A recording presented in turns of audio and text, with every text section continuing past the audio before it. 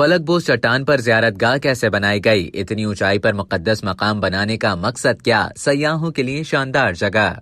Georgia के करीब आसमान को छूती हुई पत्थर की एक चट्टान पर छोटा सा गिरजाघर बना हुआ था, जो मुल्क के दारुल हुकूमत तबलीसी से 220 किलोमीटर के फासले पर वाक़ है। तकरीबन 40 मीटर ऊंची इस पहाड़ी चोटी को कैट्स्की पिलर कहा जाता है। कहा जाता है कि राहिब सदियों से इस पहाड़ी पर आकर रहते हैं, इसलिए इस चट्टान पर बने गिरजाघर को राहिब मैक्सिमस दी कन्फेसर के नाम से मंसूब किया गया। ये दुनिया के सबसे ऊंचे और दूर दराज इलाकों में वाक़ गिरजाघरों में से एक है। अब ये कदामत पसंद मसीहियों के लिए जियारत की जगह है, जबकि सयाह यहाँ पर पहाड़ी के किनारों से लटकते राहिबों का दिल दहला देने वाला मंजर देखने के लिए आते हैं। ख्याल है कि इसे 6वीं और 8वीं सदी के दरमियान उमूदी ढांचे बनाने वाले पिलर मॉन्क्स ने बनाया। उनका ईमान था कि ऊंचे सुतून या चट्टानों पर इबादत से वो दुनियावी लज्जतों से दूर रह सकते हैं। कदीम दौर में इबादत का ये अंदाज मकबूल था। कैट्स्की पिलर के नीचे खानका में रहने वाले फादर इलारियन कहते हैं कि कुछ राहिब दुनियावी लज्जतें छोड़ने में पहल करते हैं और सुतून पर चढ़कर जिंदगी गुजारते और इबादत करते हैं। हमें महसूस होता है कि इतना ऊपर हम खुदा के करीब होंगे।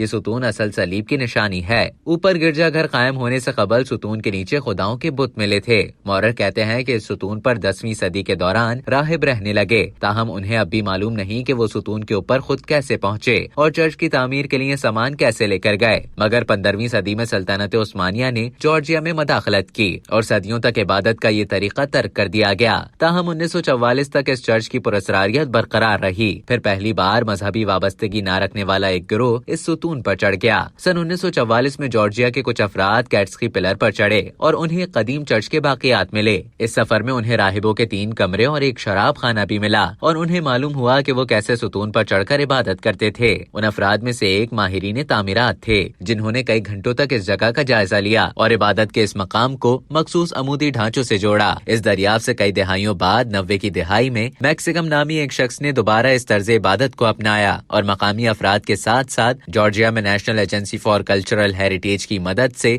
चर्च को अपनी कदीम और मुकद्दस हालत में बहाल किया। उन्होंने रस्सियों और चरखियों की मदद से तामीराती मवाद ऊपर भिजवाया। इस काम के लिए एक 40 मीटर लोहे की लंबी सीढ़ी भी लाई गई ताकि सुतून पर चढ़ना आसान हो सके। फादर मैक्सिकम ने फिर सीढ़ी चढ़ी, दुनियावी जिंदगी को तर्क किया और 20 बरस के लिए इस फलकबोस गिरजा घर के हो गए। उन्होंने अपना अक्सर वक्त तन्हाई में पढ़ते और इबादत करके गुजारा। उन्हें ऊपर खाना भिजवाया जाता था, ताहम जब सयाह वहाँ आने लगे तो इस मकाम का अमन और सुकून जाने लगा। फादर इलारियन का कहना है कि ये सुतून सयाहों की तवज्जो का मरकज बन गया है और इस मकाम पर अब बहुत शोर होता है। तो अब हम राहिबों को ऊपर अमन और तन्हाई नहीं मिल पाती, क्योंकि हम अब भी नीचे शोर सुन सकते हैं। फादर मैक्सिकम समेत हम में से बहुत से लोग अब महज कुछ घंटों के लिए ऊपर जाते हैं और फिर वापस आ जाते हैं। फादर इलारियन का कहना है कि मौत के करीब लेकर जाने वाली इस चट्टान पर पहली बार चढ़ रहा था तो मेरा दिल मुंह में आ गया था। मैंने नीचे देखने की हिम्मत नहीं की। अब मुझे इसकी आदत पड़ गई है और मैं इस जानलेवा ज़ियारत को 15 से 20 मिनट में मुकम्मल कर सकता हूँ, और वो भी रस्सियों और चढ़ाई के सामान के बगैर।